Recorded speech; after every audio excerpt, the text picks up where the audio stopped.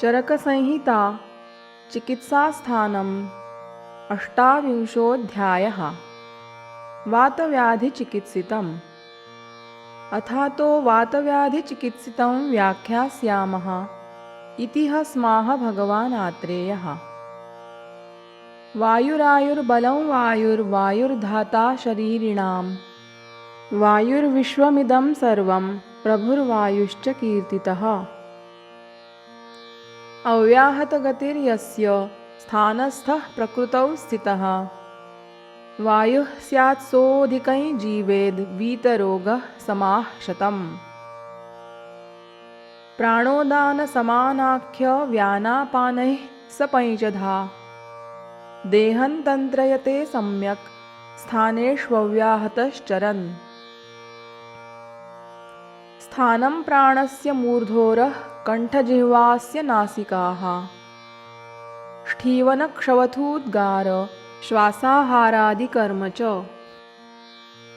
उदानस्य पुनस्स्थानं नाभ्युरः कण्ठ एव च वाक्प्रवृत्तिः प्रयत्नौर्जो बलवर्णादिकर्म च। स्वेददोषाम्बुवाहिनी स्रोतांसि समधिष्ठितः अन्तरग्नेश्च पार्श्वस्थः समानोऽग्निबलप्रदः।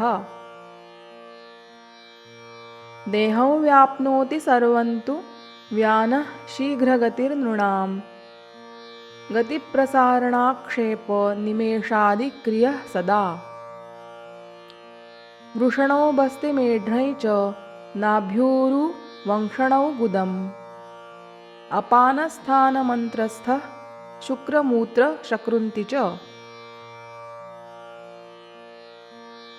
सृजत्यार्तवगर्भौ च युक्ताः स्थानस्थिताश्च ते स्वकर्म कुर्वते देहो धार्यते तैरनामयः।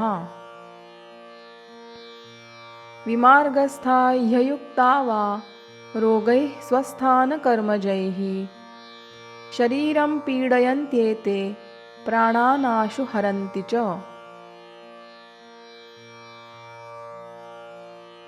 संख्यामप्यतिवृत्तानां तज्जानां हि प्रधानतः अशीतिर्नखभेदाद्या रोगाः सूत्रे निदर्शिताः। तानुच्यमानान् पर्यायैः सहेतूपक्रमान् शृणु केवलं वायुमुद्दिश्य स्थानभेदात्तथावृतम्। रूक्षशीताल्पलघ्वन्न व्यवायाति प्रजागरैः विषमादुपचाराच्च दोषाश्रुक्श्रवणादति। लङ्घनप्लवनात्यध्वव्यायामातिविचेष्टितैः धातूनां संशयाच्चिन्ता शोकरोगातिकर्षणात्। दुःखशय्यासनात् क्रोधात् दिवास्वप्नाद्भयादपि वेगसन्धारणादामादभिघातादभोजनात्। मर्माघातात् गजोष्ट्राश्व शीघ्रयानापतंसनात्। देहे स्रोतांसि रिक्तानि पूरयित्वानिलो बली करोति विविधान् व्याधीन् सर्वाङ्गैकाङ्गसंश्रितान्। अव्यक्तं तेषां पूर्वरूपमिति स्मृतम् आत्मरूपं तु तद्व्यक्तमपायो लघुता पुनः। संकोचः पर्वणां स्तम्भो भेदोत्स्थां पर्वणामपि लोमहर्षः प्रलापश्च पाणिपृष्ठशिरोग्रहः। खाञ्जपाङ्गुल्यकुब्जत्वं शोषोऽङ्गानामनिद्रता गर्भशुक्ररजोनाशः स्पन्दनं गात्रसुप्तता। शिरोनासाक्षिचतॄणां ग्रीवायाश्चापि हुण्डनम्। भेदस्तोदार्तिराक्षेपो मोहश्चायास एव च एवंविधानि रूपाणि करोति कुपितोऽनिलः। हेतुस्थानविशेषाच्च भवेद्रोगविशेषकृत् तत्र कोष्ठाश्रिते दुष्टे निग्रहो मूत्रवर्चसोः। ब्रध्नहृद्रोगगुल्मार्षः पार्श्वशूलञ्च मारुते सर्वाङ्गकुपिते वाते गात्रस्फुरणभञ्जने वेदनाभिः परीतश्च स्फुटन्तीवास्य सन्धयः ग्रहो विण्मूत्रवातानां शूलाध्मानाश्मशर्कराः जङ्घोरुत्रिकपात्पृष्ठरोगशोषौ गुदस्थिते हृन्नाभिपार्श्वोदररुक्तृष्णोद्गारविसूचिकाः कासः कण्ठास्य शोषश्च श्वासश्चामाशयस्थिते पक्वाशयस्थोऽन्त्रकूजं शूलाटोपौ करोति च कृच्छ्रमूत्रपुरीषत्वमानाहन्त्रिकवेदनां श्रोत्रादिष्विन्द्रियवधं कुर्याद्दुष्टसमीरणः त्वग्रूक्षा स्फुटिता सुप्ता कृशा कृष्णा च तुद्यते आतन्यते सरागा च पर्वरुक् त्वक्स्थिते निले रुजस्तीव्राः ससन्तापा वैवर्ण्यं कृशता रुचिः गात्रे चारुषि भुक्तस्य स्तम्भश्चाश्रुगते निले गुर्वङ्गं तुद्यतेत्यर्थं दण्डमुष्टिहतं तथा सरुक्षमितमत्यर्थं मांसमेदो गते निले भेदोऽस्थिपर्वणां सन्धिशूलं मांसबलक्षयः अस्वप्नः सन्ततारुक्च मज्जास्थिकुपिते निले क्षिप्रं मुञ्चति बध्नाति शुक्रं गर्भमथापि वा विकृतिं जनयेच्चापि शुक्रस्थः कुपितो निलः बाह्याभ्यन्तरमायामं खल्लिङ्कुब्जत्वमेव च सर्वाङ्गैकाङ्गरोगांश्च कुर्यात् स्नायुगतो निलः शरीरं मन्दरुक्षोभं शुष्यति स्पन्दते तथा सुप्तास्तन्व्यो महत्यो वा शिरा वाते शिरागते वातपूर्णधृतिस्पर्शः शोथः सन्धिगते निले प्रसारणाकुञ्चनयोः प्रवृत्तिश्च सवेदना इत्युक्तं स्थानभेदेन वायोर्लक्षणमेव च अतिवृद्धः शरीरार्धमेकं वायुः प्रपद्यते यदा तदोपशोष्याश्रुबाहुं पादं च जानु च तस्मिन् सङ्कोचयत्यर्धे मुखैजिह्वं करोति च वक्रीकरोति नासाभ्रू ललाटाक्षिहनूस्तथा ततो वक्रं रजत्यास्ये भोजनं वक्रनासिकं स्तब्धं नेत्रं कथयतः क्षवथुश्च निगृह्यते दीना जिह्मा समुत्क्षिप्ता कला सज्जति चास्य वाक् दन्ताश्चलन्ति बाध्येते श्रवणौ भिद्यते स्वरः पादहस्ताक्षिजङ्घोरुशङ्खश्रवणगण्डरुक् अर्धे तस्मिन् मुखार्धे वा केवले स्यात्तदर्दितम् मन्ये संश्रित्य वातोऽन्तर्यदा नाडीः प्रपद्यते मन्यास्तम्भं तदा कुर्यादन्तरायामसंज्ञितम् अन्तरायम्यते ग्रीवा मन्या च स्तभ्यते भृशं दन्तानां दशनल्लाला पृष्ठायामः शिरोग्रहः जृम्भावदनसङ्गश्चाप्यन्तरायामलक्षणम् इत्युक्तस्त्वन्तरायामो बहिरायाम उच्यते पृष्ठमन्याश्रिता बाह्याः शोषयित्वा शिराबली वायुः कुर्याद्धनुस्तम्भं बहिरायामसंज्ञकम्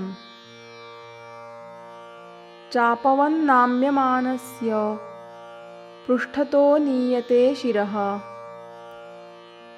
उर उत्क्षिप्यते मन्या स्तब्धा ग्रीवावमृद्यते दन्तानां दशनैर्जृम्भा लालास्रावश्च वाग्रहः जातवेगो निहन्त्येष वैकल्यं वा प्रयच्छति।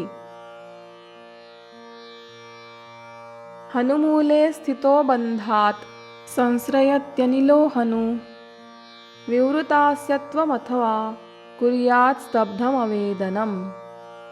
हनुग्रहै च संस्तभ्य हनुं संवृतवक्रतां मुहुराक्षिपति क्रुद्धो गात्राण्याक्षेपकोऽनिलः। पाणिपादै च संशोष्य शिराः सस्नायुकण्डराः पाणिपादशिरः पृष्ठश्रोणिः स्तभ्नाति मारुतः।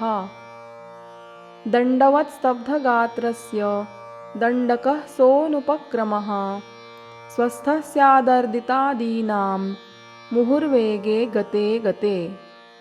पीड्यते पीडनैस्तैस्तैर्भिषगेतान् विवर्जयेत् हत्वैकं मारुतः पक्षं दक्षिणं वाममेव वा। कुर्याच्चेष्टानिवृत्तिं हि ऋजं वाक्स्तम्भमेव च गृहीत्वार्धं शरीरस्य शिराः स्नायुर्विशोष्य च। पादं सङ्कोचयत्येकं हस्तं वा तोदशूलकृत् एकाङ्गरोगं तं विद्यात् सर्वाङ्गं सर्वदेहजम्। स्फिक्पूर्वा कटिपृष्ठोरुजानुजङ्घापदं क्रमात् गृध्रसि स्तम्भरुक्तोदैर्गृह्णाति स्पन्दते मुहुः। वाताद्वातकफात्तन्द्रा गौरवारोचकान्विता खल्लीतु पादजङ्घोरुकरमूलावमोटनी। स्थानानामनुरूपैश्च लिङ्गैः शेषान् विनिर्दिशेत् सर्वेष्वेतेषु संसर्गं पित्ताद्यैरुपलक्षयेत्। वायोर्धातुक्षयात् कोपो मार्गस्यावरणेन च वातपित्तकफादेः सर्वस्रोतोऽनुसारिणः। वायुरेव हि सूक्ष्मत्वाद्वयोस्तत्राप्युदीरणः कुपितस्तौ समुद्धूय तत्र तत्र क्षिपन् गदान्। करोत्यावृतमार्गत्वाद्रसादीश्चोपशोषयेत् लिङ्गं पित्तावृते दाहस्तृष्णा शूलं भ्रमस्तमः। कट्वं ललवणोष्णैश्च विदाहः शीतकामिता शैत्यगौरवशूलानि कट्वाद्युपशयोऽधिकम्। लङ्घनायासरूक्षोष्णकामिता च कफावृते रक्तावृते सदाहार्तिस्त्वं मांसान्तरजो भृशम्। भवेत्सरागः श्वयथुर्जायन्ते मण्डलानि च कठिनाश्च विवर्णाश्च पीडकाः श्वयथुस्तथा।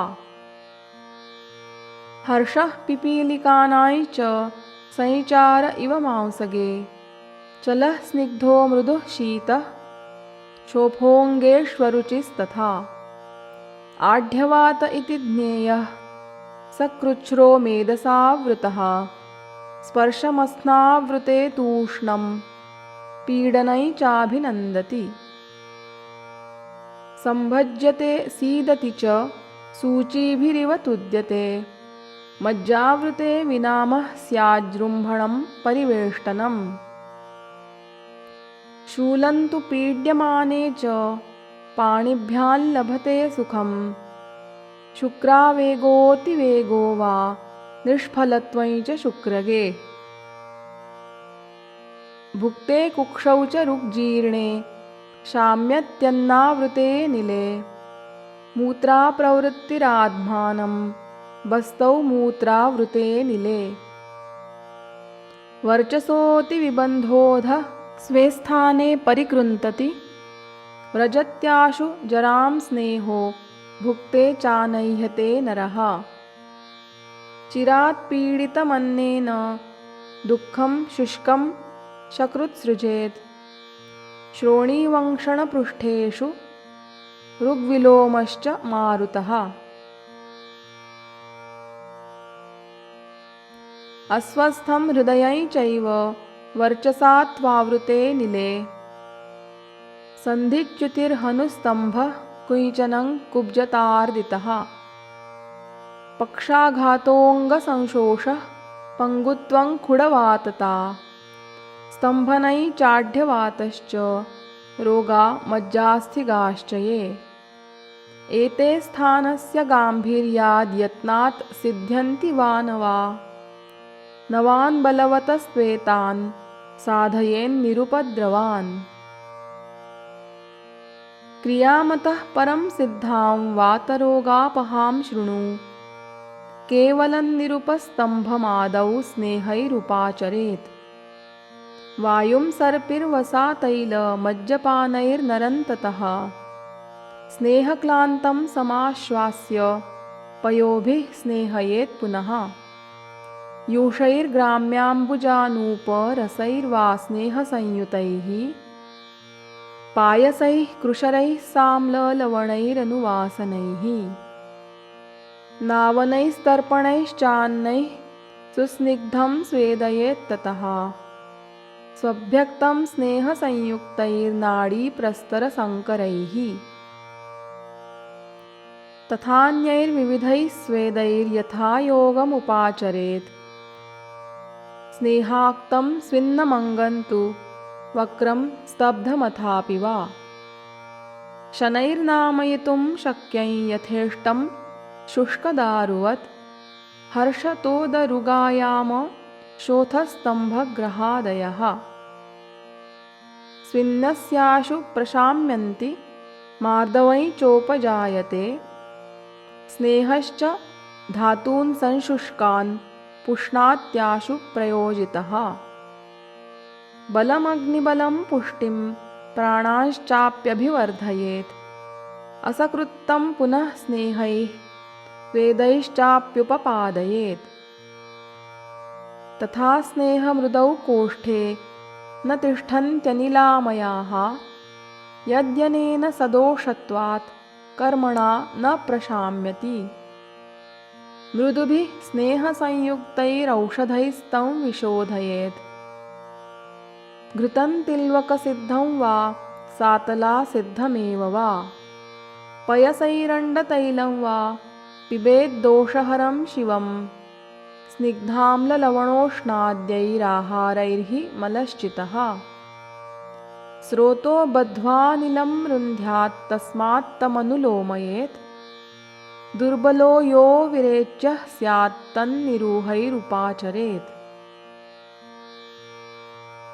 पाचनैर्दीपनीयैर्वा भोजनैस्तद्युतैर्नरं संशुद्धस्योत्थिते चाग्नौ स्नेहस्वेदौ पुनर्हितौ स्वाद्वम्ललवणस्निग्धैराहारैः सततं पुनः नावनैर्धूमपानैश्च सर्वानेवोपपादयेत् इति सामान्यतः प्रोक्तं वातरोगचिकित्सितं विशेषतस्तु कोष्ठस्थे वाते क्षारं पिबेन्नरः पाचनैर्दीपनैर्युक्तैरम्लैर्वा पाचयेन्मलान् गुदपक्वाशयस्थे तु कर्मोदावर्तनुद्धितम् आमाशयस्थे शुद्धस्य यथा दोषहरीः क्रियाः सर्वाङ्गकुपितेऽभ्यङ्गो बस्तयः सानुवासनाः स्वेदाभ्यङ्गावगाहाश्च हृद्यै चान्नन्त्वगाश्रिते शीताः प्रदेहा रक्तस्थे विरेको रक्तमोक्षणम् विरेको मांसमेधस्थे निरूहाः शमनानि च बाह्याभ्यन्तरतः स्नेहैरस्थिमज्जगतं जयेत् हर्षोन्नपानं शुक्रस्थे बलशुक्रकरं हितं विबद्धमार्गं दृष्ट्वा वा शुक्रं दद्याद्विरेचनम् विरिक्तप्रतिभुक्तस्य पूर्वोक्तां कारयेत् क्रियां गर्भे शुष्के तु वातेन बालानाय चापि शुष्यताम् सिताकाश्मर्यमधुकैर्हितमुत्थापने पयः हृदि प्रकुपिते सिद्धमंशमत्यापयोहितम्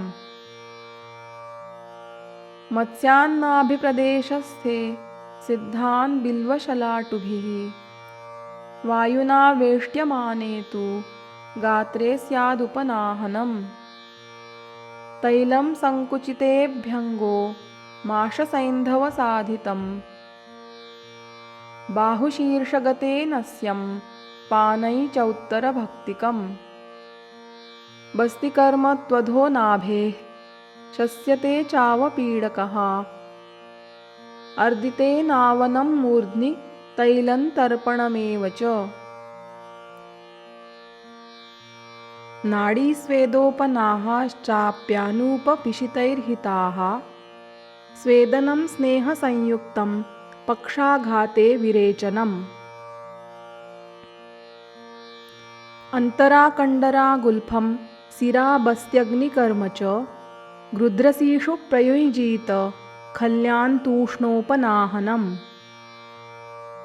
पायसैः कृशरैर्मांसैः शस्तन्तैलघृतान्वितैः व्यात्तानने हनुं स्विन्नामङ्गुष्ठाभ्यां प्रपीड्य च प्रदेशिनीभ्यां चोन्नाम्य चिबुकोन्नामनं हितं स्रस्तं स्वं गमयेत् स्थानं स्तब्धं स्विन्नं विनामयेत् प्रत्येकं स्थानदूष्यादिक्रियावैशेष्यमाचरेत् सर्पिस्तैलवसामज्ज सेकाभ्यञ्जनबस्तयः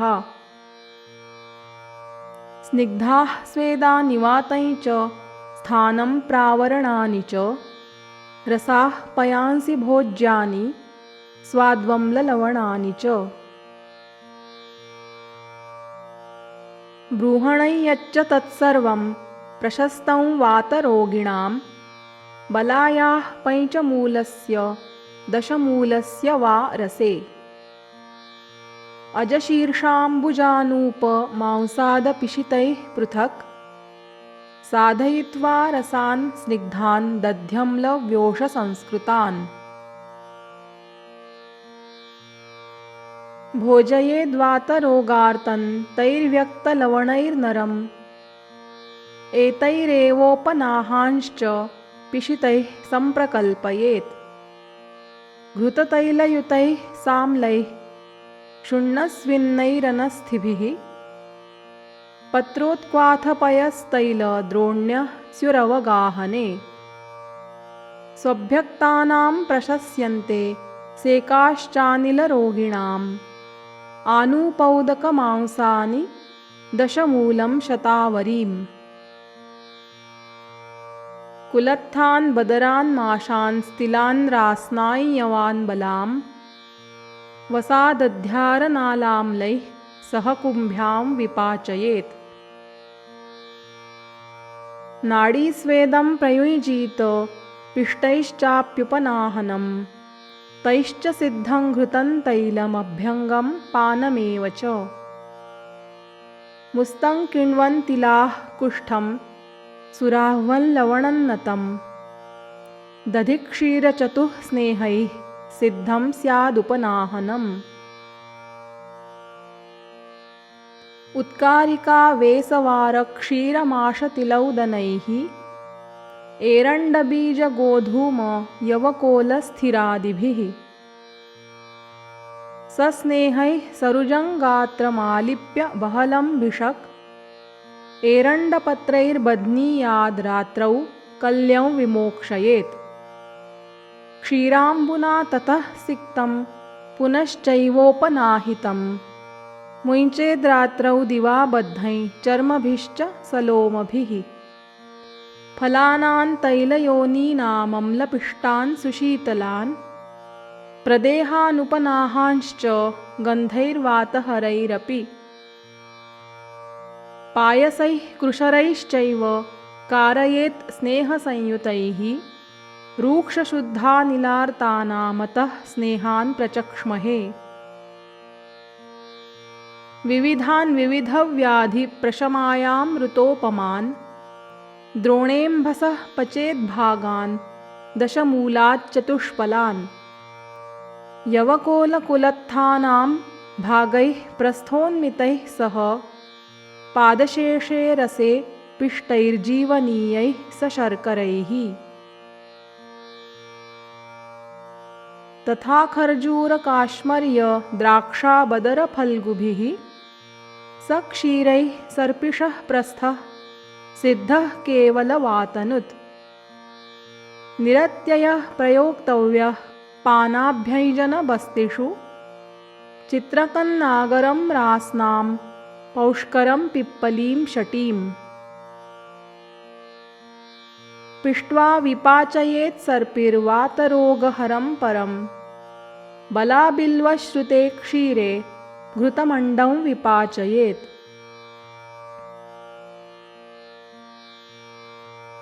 तस्य शुक्तिः प्रकुञ्चो वा नस्यं मूर्धगते निले ग्राम्यानुपौदकानां तु भित्त्वास्थीनि पचेज्जले।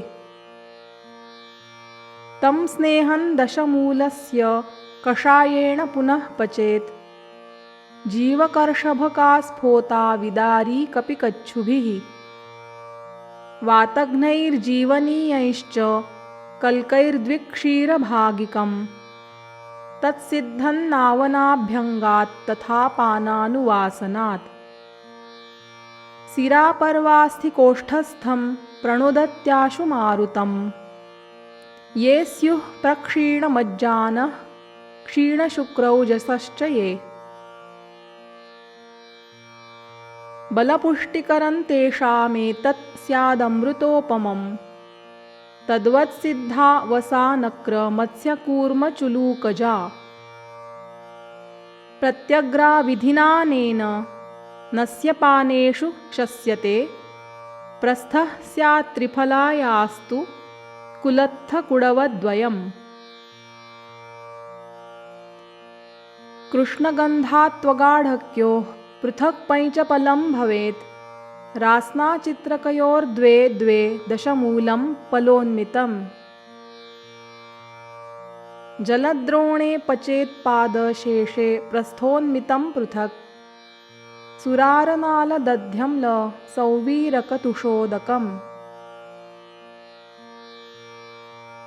कोलदाडिमवृक्षाम्ल रसं तैलं वसाङ्घृतं मज्जानै च पयश्चैव जीवनीयफलानि षट्। कल्कं दत्त्वा महास्नेहं सम्यगेनं विपाचयेत् सिरामज्जास्थिगे वाते सर्वाङ्गैकाङ्गरोगिषु। वेपनाक्षेपशूलेषु तदभ्यङ्गे प्रयोजयेत् निर्गुण्ड्या मूलपत्राभ्यां गृहीत्वा स्वरसन्ततः। तेन सिद्धं समन्तैलं नाडीकुष्ठानिलार्तिषु हितं पामापचीनाय च पानाभ्यञ्जनपूरणम्। कार्पासास्थिकुलत्थानां रसे सिद्धं च वातनुत् मूलकस्वरसे क्षीरसमे स्थाप्यन्त्र्यहं दधि। तस्याम्लस्य त्रिभिः प्रस्थैस्तैलप्रस्थं विपाचयेत् यष्ट्याहुव शर्करा रास्ना लवणार्द्रकनागरैः। सुपिष्टैः फलिकैः पानात् तदभ्यङ्गाच्च वातनुत् पञ्चमूलकषायेण पिण्याकं बहुवार्षिकम्। पक्त्वा तस्य रसं पूत्वा तैलप्रस्थं विपाचयेत् पयसाष्टगुणेनैतत् सर्ववातविकारनुत्। संसृष्टे श्लेष्मणा चैतद्वाते शस्तं विशेषतः यवकोलकुलत्थानां श्रेयस्याः शुष्कमूलकात्। बिल्वाच्चाञ्जलिमेकैकं द्रवैरम्लैर्विपाचयेत् तेन तैलं कषायेण फलाम्लैः कटुभिस्तथा। पिष्टैः सिद्धं महावातैरार्तः शीते प्रयोजयेत् सर्ववातविकाराणां तैलान्यन्यान्यतः शृणु। चतुष्प्रयोगाण्यायुष्य बलवर्णकराणि च रजः शुक्रप्रदोषघ्नान्यपत्यजननानि च निरत्ययानि सिद्धानि सर्वदोषहराणि च सहाचरतुलायाश्च रसे तैलाढकं पचेत्। मूलकल्काद्दशफलं पयो दत्त्वा चतुर्गुणं सिद्धेऽस्मै शर्कराचूर्णादष्टादशफलं भिषक्। विनीयदारुणेष्वेतद्वातव्याधिषु योजयेत् श्वदंष्ट्रास्वरसप्रस्थौ द्वौ समौ पयसा सह। षट्फलं शृङ्गवेरस्य गुडस्याष्टफलं तथा तैलप्रस्थं विपक्वन्तैर्दद्यात् सर्वानिलार्तिषु। जीर्णे तैले च दुग्धेन पेयाकल्पः प्रशस्यते बलाशतं गुडूच्याश्च पादं रास्नाष्टभागिकम्। जलाढकशते पक्त्वा दशभागस्थिते रसे दधिमस्त्विक्षुनिर्यास शुक्तैस्तैलाढकं समैः। पचेत्साजपयोर्धांशैः कल्कैरेभिः फलोन्मितैः शटीसरलदार्वेला मैजिष्ठागुरुचन्दनैः। पद्मकातिविषामुस्तसूर्पपर्णीहरेणुभिः यष्ट्याह्वसुरसव्याघ्रनखर्षभकजीवकैः।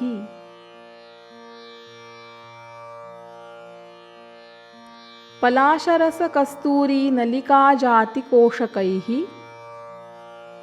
स्पृक्काकुङ्कुमशैलेयजातिकटुफलाम्बुभिः त्वचाकुन्दुरुकर्पूरतुरुष्कश्रीनिवासकैः लवङ्गनखकक्कोलकुष्ठमांसीप्रियङ्गुभिः स्थौणेयतगरध्यामवचा मदनपल्लवैः सनागकेशरैः सिद्धे क्षिपेच्चात्रावतारिते। पत्रकल्कं ततः पूतं विधिना तत्प्रयोजयेत् श्वासं ज्वरं हिक्काञ् छर्दिं गुल्मान् क्षतं क्षयम्। प्लीहशोषावपस्मारमलक्ष्मी च प्रणाशयेत् बलातैलमिदं श्रेष्ठं वातव्याधिविनाशनम्। अग्निवेशाय गुरुणा कृष्णात्रेयेण भाषितम् इति बलातैलम्। अमृतायास्तुलाः पञ्च द्रोणेष्वष्टस्वपां पचेत् पादशेषे समक्षीरं तैलस्य द्व्याढकं पचेत्। एलामांसि नतोशीर सारिवा कुष्ठचन्दनैः बलातामलकी मेदा शतपुष्पर्धिजीवकैः। काकोली क्षीरकाकोली श्रावण्यतिबलानखैः महाश्रावणि जीवन्ती विदारी कपिकच्छुभिः। शतावरी महामेदा कर्कटाख्या हरेणुभिः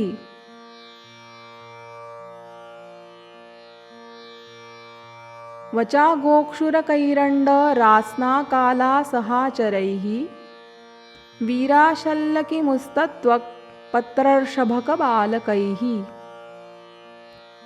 सहैला कुङ्कुमस्पृक्का त्रिदशाह्वैश्च कार्षिकैः मैजिष्ठायास्त्रिकर्षेण मधुकाष्ठफलेन च कल्कैस्तत्क्षीणवीर्याग्निबलसम्मूढचेतसः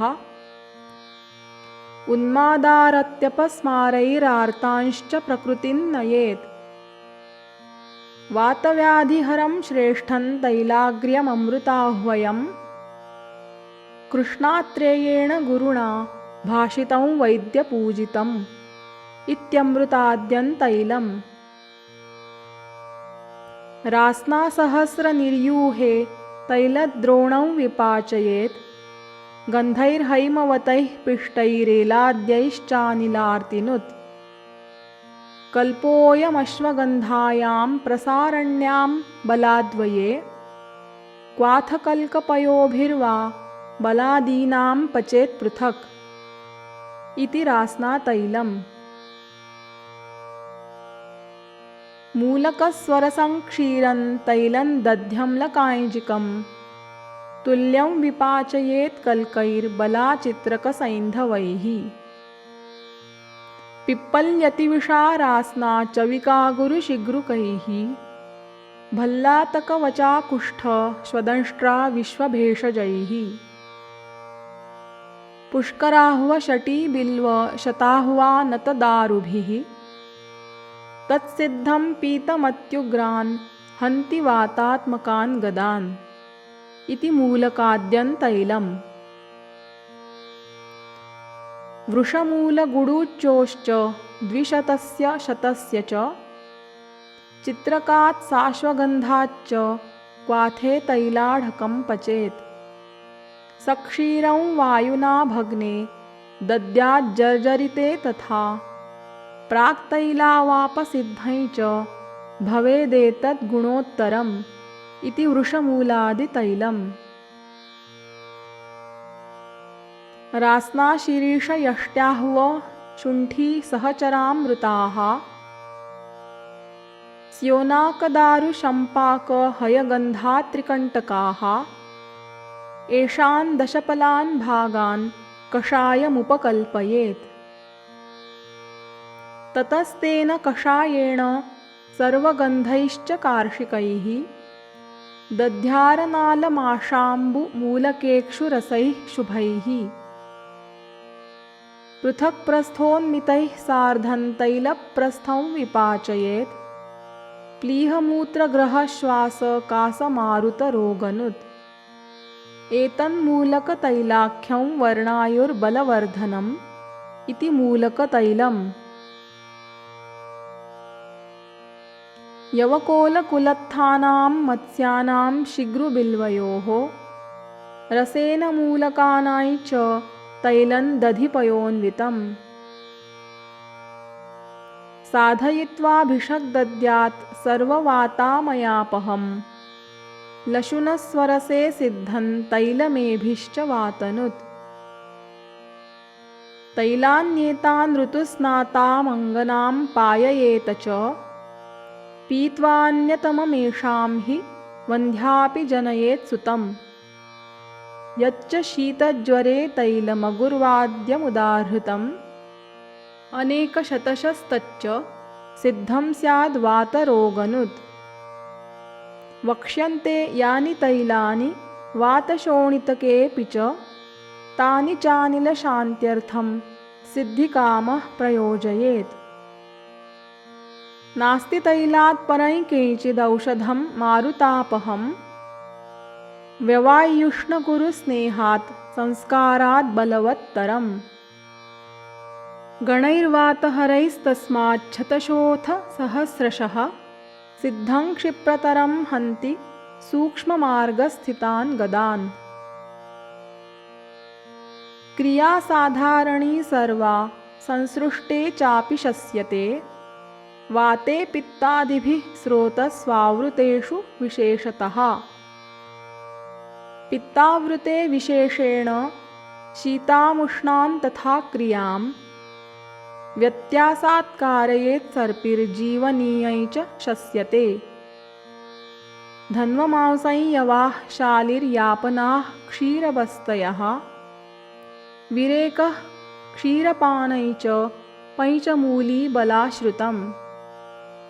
मधुयष्टिबलातैलघृतक्षीरैश्च सेचनं पञ्चमूलकषायेण कुर्याद्वा शीतवारिणा।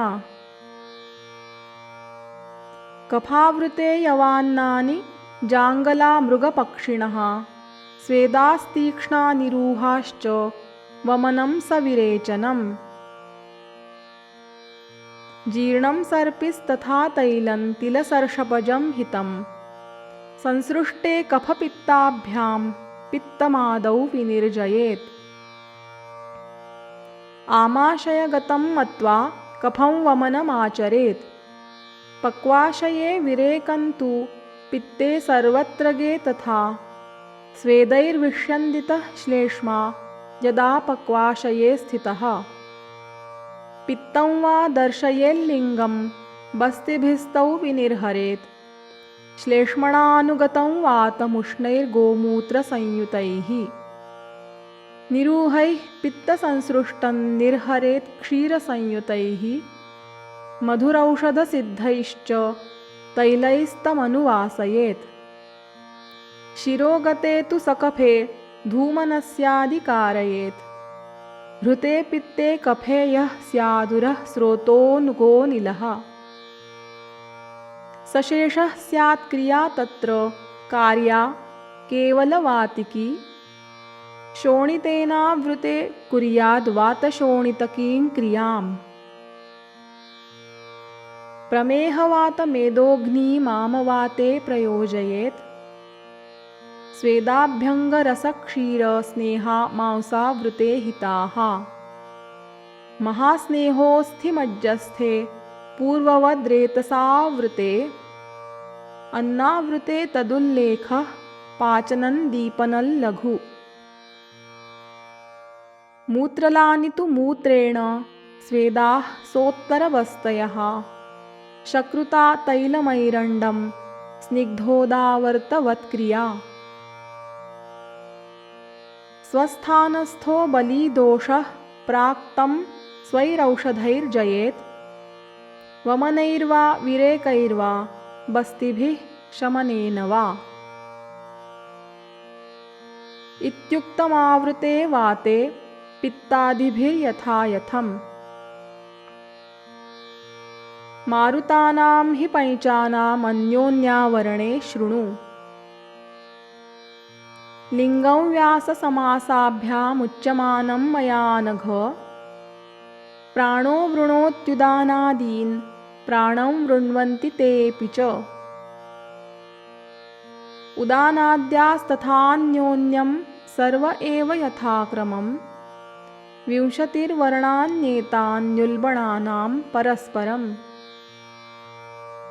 मारुतानां हि पञ्चानां तानि सम्यक् प्रतर्कयेत्। सर्वेन्द्रियाणां शून्यत्वं ज्ञात्वा स्मृतिबलक्षयम्। व्याने प्राणावृते लिङ्गं कर्म तत्रोर्ध्वजतृकम्। स्वेदोत्यर्थं लोमहर्षस्त्वग्दोषः सुप्तगात्रता। प्राणे व्यानावृते तत्र स्नेहयुक्तं विरेचनम्।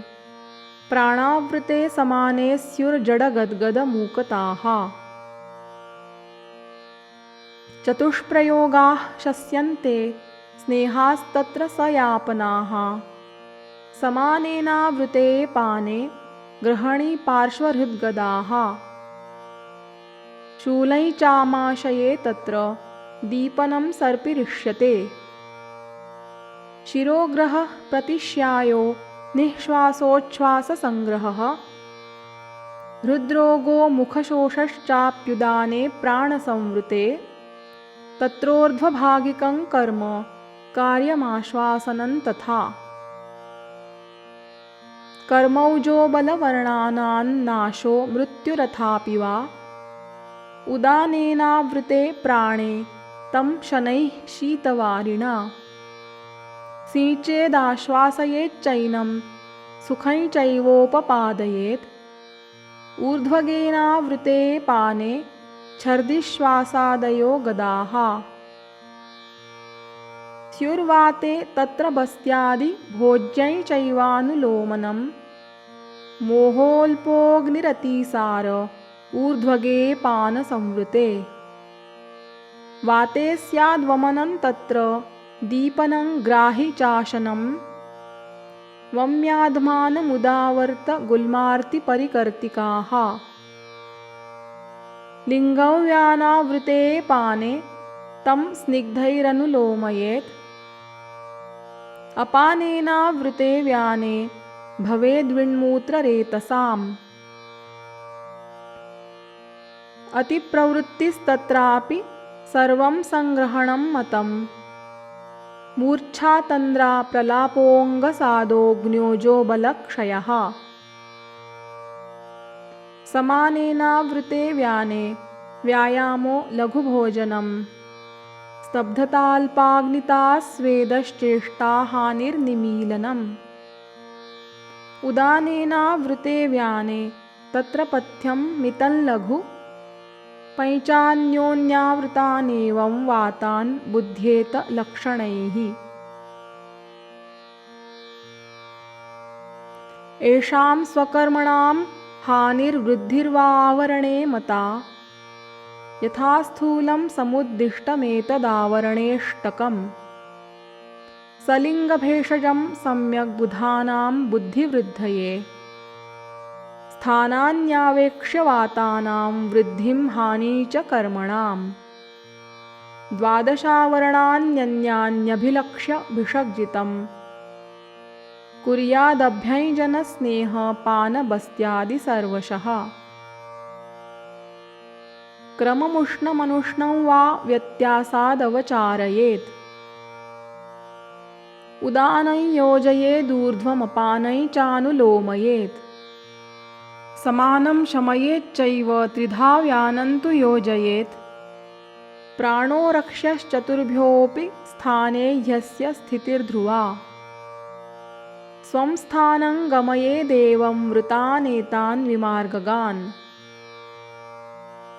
मूर्च्छादाहो भ्रमः शूलं विदाहः शीतकामिता छर्दनै च विदग्धस्य प्राणे पित्तसमावृते क्षीवनं क्षवथूद्गार निःश्वासोच्छ्वाससंग्रहः प्राणे कफावृते रूपाण्यरुचिश्छर्दिरेव च मूर्च्छाद्यानि च रूपाणि दाहो नाभ्युरसः क्लमः ओजोभ्रंशश्च सादश्चाप्युदाने पित्तसंवृते आवृते श्लेष्मणोदाने वैवर्ण्यं वाक्स्वरग्रहः दौर्बल्यं गुरुगात्रत्वमरुचिश्चोपजायते अतिस्वेदस्तृषा दाहो मूर्च्छाचारुचिरेव च पित्तावृते समाने स्यादुपघातस्तथोष्मणः अस्वेदो वह्निमान्द्यै च लोमहर्षस्तथैव च कफावृते समाने स्याद्गात्राणाय चातिशीतता व्याने पित्तावृते तु स्याद्दाहः सर्वाङ्गगः क्लमः गात्रविक्षेपसङ्गश्च ससन्तापः सवेदनः गुरुता सर्वगात्राणां सर्वसन्ध्यस्थिजारुजः व्याने कफावृते लिङ्गं गतिसङ्गस्तथाधिकः हारिद्रमूत्रवर्चस्त्वन्तापश्च गुदमेढ्रयोः लिङ्गं पित्तावृते पाने रजसश्चातिवर्तनं भिन्नामश्लेष्मसंसृष्टगुरुवर्चः प्रवर्तनम् श्लेष्मणा संवृते पाने कफमेहस्य चागमः लक्षणानां तु मिश्रत्वं पित्तस्य च कफस्य च उपलक्ष्यभिषग्विद्वान् मिश्रमावरणं वदेत् यद्यस्य वायोर्निर्दिष्टं स्थानं तत्रेतरौ स्थितौ दोषौ बहुविधान् व्याधीन् दर्शयेतां यथा निजान् आवृतं श्लेष्मपित्ताभ्यां प्राणैचोदानमेव च गरीयस्त्वेन पश्यन्ति भिषजः शास्त्रचक्षुषः विशेषाज्जीवितं प्राणे उदाने संश्रितं बलम् स्यात्तयोः पीडनाद्धानिरायुषश्च बलस्य च सर्वेऽप्येते परिज्ञाताः परिसंवत्सरास्तथा उपेक्षणादसाध्याः स्युरथवा दुरुपक्रमाः हृद्रोगो विद्रधिः प्लीहा गुल्मोऽतिसार एव च भवन्त्युपद्रवास्तेषामावृतानामुपेक्षणात् तस्मादावरणं वैद्यः पवनस्योपलक्षयेत् पञ्चात्मकस्य वातेन पित्तेन श्लेष्मणापि वा भिषग्जितमतः सम्यगुपलक्ष्य समाचरेत्।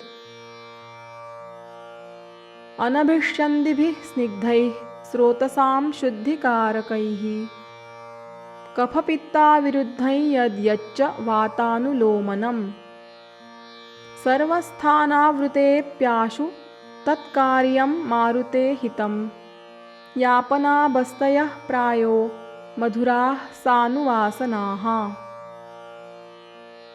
प्रसमीक्ष्य बलाधिक्यं मृदुवा स्रंसनं हितं रसायनानां सर्वेषामुपयोगः प्रशस्यते। शैलस्य जतुनोत्यर्थं पयसा गुग्गुलोस्तथा लेहं वा भार्गवप्रोक्तमभ्यसेत् क्षीरभुङ्नरः। अभयामलकीयोक्तमेकादशसिताशतम् अपानेनावृते सर्वं दीपनं ग्राहि भेषजम्। वातानुलोमनैयच्च पक्वाशयविशोधनम् इति संक्षेपतः प्रोक्तमावृतानां चिकित्सितम्। प्राणादीनां भिषक् कुर्याद्वितर्क्य स्वयमेव तत् पित्तावृते तु पित्तघ्नैर्मारुतस्याविरोधिभिः कफावृते कफघ्नैस्तु मारुतस्यानुलोमनैः। लोके वाय्वर्कसोमानां दुर्विज्ञेया यथा गतिः तथा शरीरे वातस्य पित्तस्य च कफस्य च क्षयं वृद्धिं समत्वं च तथैवावरणं भिषक् विज्ञाय पवनादीनान् न प्रमुह्यति कर्मसु। तत्र श्लोकौ पञ्चात्मनः स्थानवशाच्छरीरे स्थानानि कर्माणि च देहधातोः प्रकोपहेतुः कुपितश्च रोगान् स्थानेषु चान्येषु वृतो वृतश्च। प्राणेश्वरः प्राणभृतां करोति क्रिया च तेषामखिला निरुक्ता तान् देशसात्म्यर्तु बलान्यवेक्ष्य प्रयोजयेच्छास्त्रमतानुसारी। इत्यग्निवेशकृते तन्त्रे चरकप्रतिसंस्कृते प्राप्ते दृढबलसम्पूरिते चिकित्सास्थाने वातव्याधिचिकित्सितं नामाष्टाविंशोऽध्यायः।